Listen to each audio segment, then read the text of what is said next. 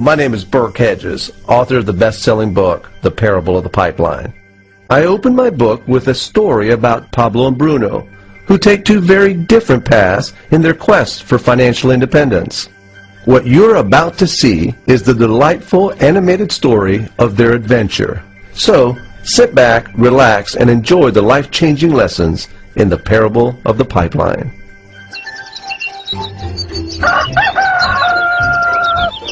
Far away, in a small village, near a beautiful valley, lived two friends, Pablo and Bruno.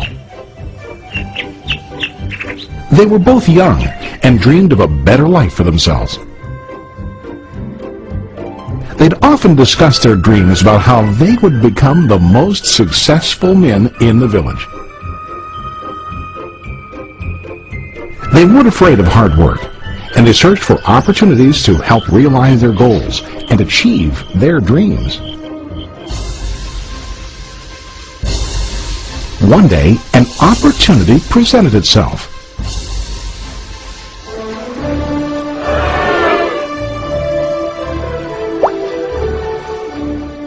The mayor of the village decided to hire two people to bring water from a spring up on the mountain, across the valley, back down to the village. They were to be paid based on the amount of water delivered to the village.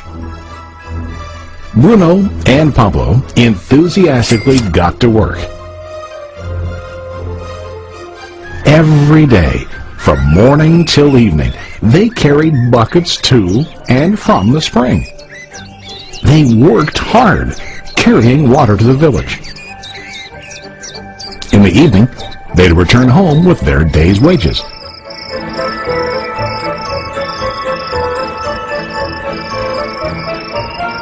Bruno was satisfied with his work and the money he earned.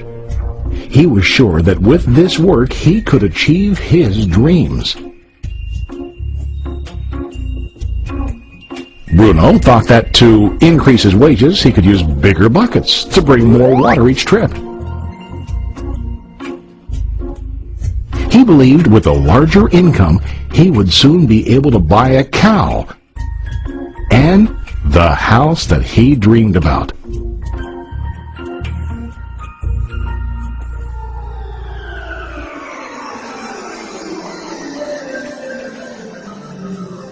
Now Pablo was not satisfied.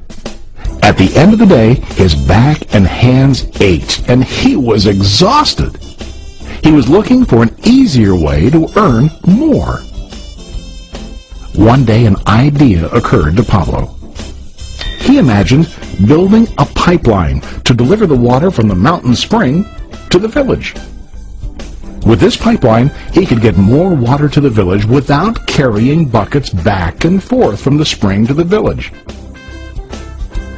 Soon, he got very excited about his idea and began to plan. Pablo, of course, shared his idea with his friend Bruno and asked him to join with him to work on and help build the pipeline. Bruno thought the idea was crazy. All Bruno could think about was what his money could buy today and how to get it quicker. He felt that building a pipeline would slow him down and delay him in achieving his goals.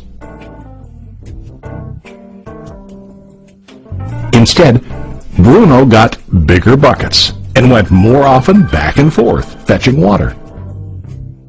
He was sure that with this method, he could make more money. Pablo decided to build the pipeline on his own. He understood that it would not be easy to build, and it would take time to complete the pipeline. Pablo knew that it could take several years to finish, but he set his mind on his goal. Every day he worked and carried water like before. But on weekends and during his spare time, he worked hard to dig in the rocky soil and build his pipeline. In the first month, there was little to show for his work.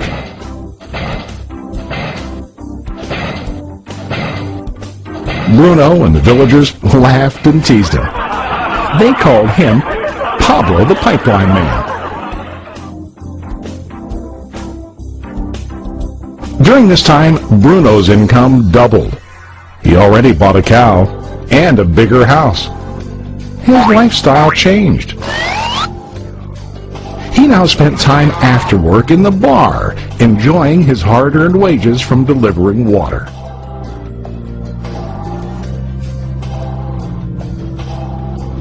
What Bruno didn't realize was that his body was starting to stoop from carrying heavy buckets every day.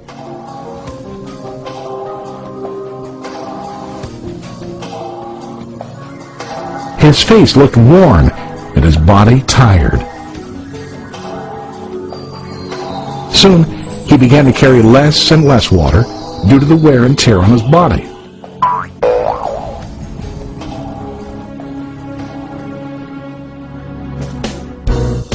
Month after month, Pablo worked. Soon a year passed, and then a second year.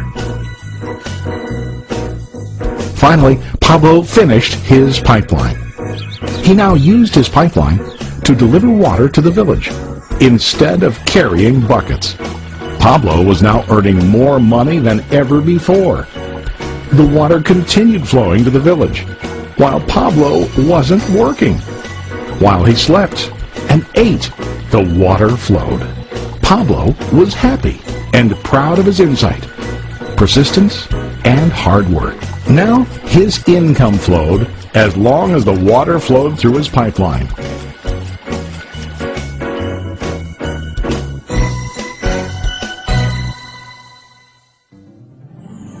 The story of Bruno and Pablo is a reflection of life.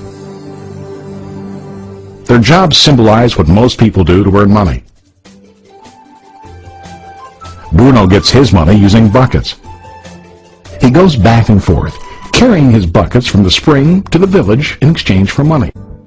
To increase his income, he either has to go more frequently to the spring or to use larger buckets. It's common in real life to increase our income by working harder. For example, working overtime or getting a second job. We also increase the size of our buckets by accepting a higher paying position, which often includes spending more time on the job. Most of us exchange time for money like Bruno. We know that every person has only 24 hours in the day and that it's not possible to use all our time to work. The most difficult time comes when we can no longer exchange time for money due to age, health, or other reasons. Then, our income stops. Now let's review what Pablo did. Very wisely, Pablo did not exchange all of his time for a limited income, but he used some of his time to build a pipeline. He knew that the pipeline would bring ongoing income as long as the water flowed.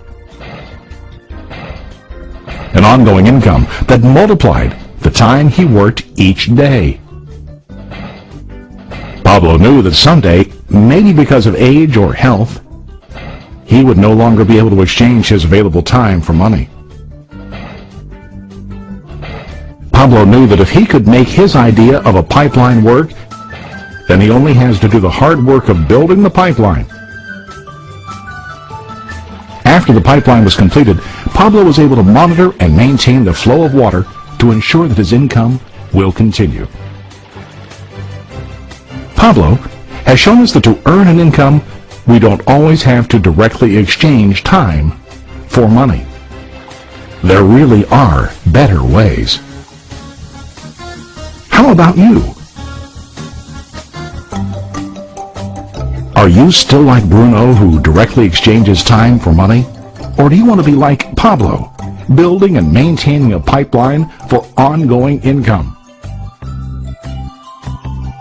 If you are interested in the idea of building your own pipeline, contact the person who lent you this presentation. You can start building your pipeline today.